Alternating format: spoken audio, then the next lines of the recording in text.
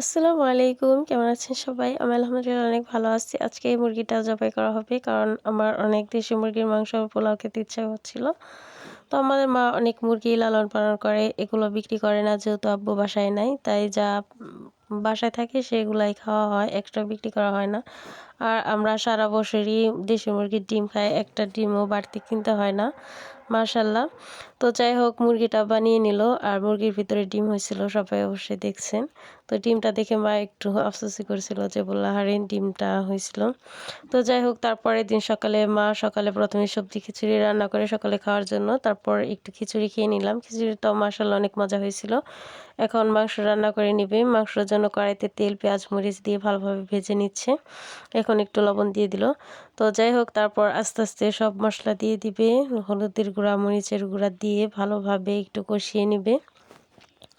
কষানো হয়ে গেলে মাংস দিয়ে ভালোভাবে কষিয়ে নেবে। অনেকে বলতে পারেন যে এত তাড়াতাড়ি সব কিছু কষানো হচ্ছে কীভাবে, আসলে এটাই স্পিড বাড়িয়ে দিচ্ছে, অনেকেই কমেন্টস করেন না বুঝি।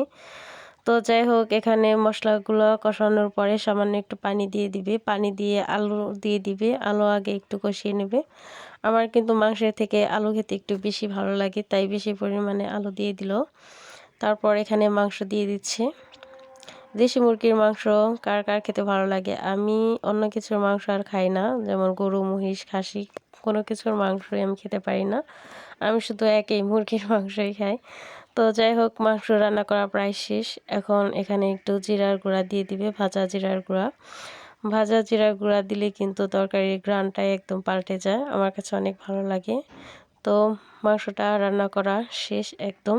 এটা এখন নামিয়ে নিবে, তারপর পোলাও রান্না করবে। পোলাও রান্না করার জন্য তেল দিয়ে দিল। তেল আমরা একটু কমই ব্যবহার করি। পোলাওতে তেল বেশি হলে একদমই খাওয়া যায় না। যেহেতু বাড়িতেই খাবো, এজন্য সাধারণভাবে রান্না করা হচ্ছে। তারপর এগুলা পেঁয়াজ মরিচ গরম মশলা আদা বাটা সব কিছু দিয়ে পানি দিয়ে দিল। আমার মা আগে পানি কষিয়ে নেয়, তারপর এখানে চাল দিয়ে দিল। চাল ধুয়ে ভালোভাবে এখন চাল দিয়ে দিবে। তো ওই মুরগির খোয়ারে দেখলাম 2টা ডিম, আমি আবার সেগুলো নিয়ে আসলাম।